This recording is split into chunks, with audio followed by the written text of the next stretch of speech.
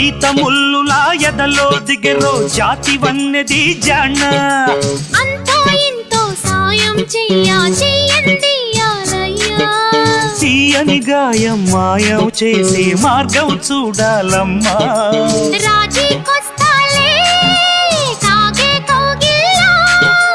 రాజ్యం ఇస్తాలే నీకే నా ఒళ్ళ